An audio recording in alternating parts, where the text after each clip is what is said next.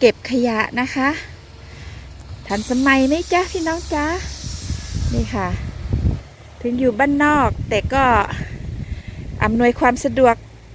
ทั่วถึงนะ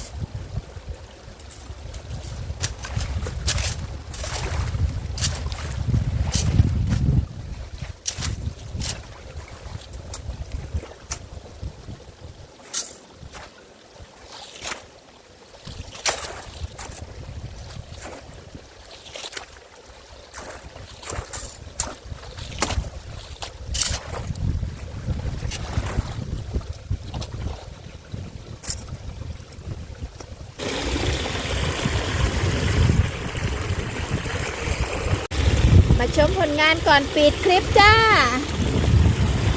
ลมแรงมากค่ะพี่น้องดูเราก็มาฟื้นเอาใบไม้ให้ไหลตามทานน้ำนะคะในส่วนที่อยู่บนบกก็ใช้คาดเขี่ยเราก็อาศัยให้ลมเขาพัดใบไม้ให้ปลิวนะคะวันนี้ได้งานเยอะมากเลยจ้ะแต่ว่าไม่ได้ทำคลิปทั้งหมดนะคะเพราะว่าจะต้องเร่งรีบคือวันนี้พยากรณ์อากาศบอกว่าฝนจะตก 90% เราก็เลยเข้ามาทำความสะอาด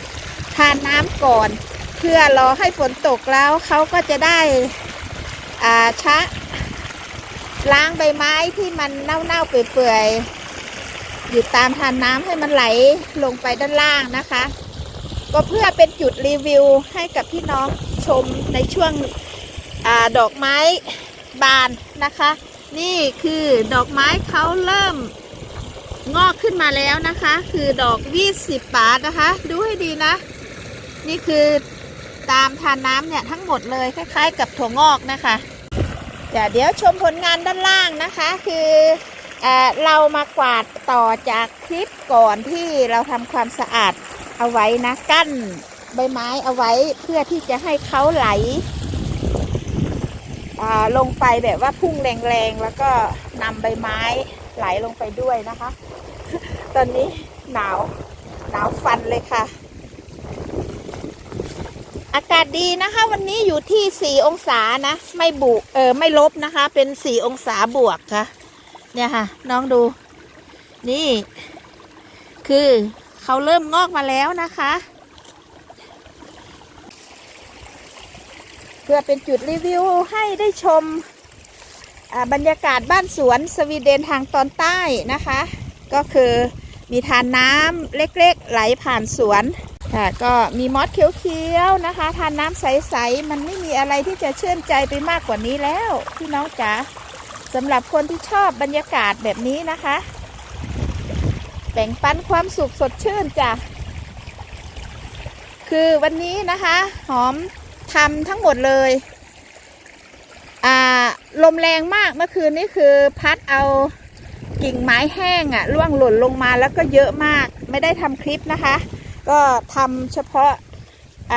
ด้านบนที่แบกต้นใหญ่หน่อยในสวนเปี่ยมสุขนะคะตรงนี้คือสวนสร้างสุขเนี่ยค่ะเป็นแนวเลยค่ะคือกิ่งไม้แห้งทั้งนั้นนะเพื่อที่จะเคลียร์ผืนป่าตรงเนี้ยรอต้อนรับดอกวิสิป่าที่จะบานในฤดูต่อไปจ้ะเชิญพี่ไปเที่ยวเล่นนครพนมเบิ่งจากเธอลองเชื่อคำน้องสาวนครผิวเหลืองอ่อนดังทองยามสาวลงลอยล่องริมฝั่งโค้งยามเมื่อแลงไม่ก็ขาวสาวลาวก็สวยมวยผมดำน้ำบ่อก็ใสสวยแท้คือสาวผู้ไทยสวยบาดใจชายสาวยวนคนงามสวยบาดใจชายสาวยวนก็งามคงเจ้าเอ๋ยไหลหลังดังน้ำใจชาวอีสานคงมันเลิศล้ำหากไม่ใครไปพบเจ้างามคำชะอีก็งามมุกดาหารยอดพัทูถ้าอุเทนหรือจะเป็นนาแกสวยจริงแม่สาวเจ้าเรนูหน้าหวานสาวดอนตาลก็น่าดูสวยเด่นงามรู้ผู้สาวธาตุพนมสวยเด่นงามรู้ผู้สาวธาตุพนมไปเล่นนครพนมกับน้องโบอยากให้อายไปพ่อละสาวน้อยนอผู้ไทยอีสานไกลบ่แพ้แต่ใจนางนั้นชื่นสุมดอกเดพี่สายเอ่ยขันแม่นพี่อยากได้เท้าไว้ละกอมสองกระจังแม่นตาอ้อนวอนอยากสอนเสื้อขนำเดผมเจ้าเพกลางเอ่ยกลางเอ่ยเจ้าคนผมเพกลางเอ่ย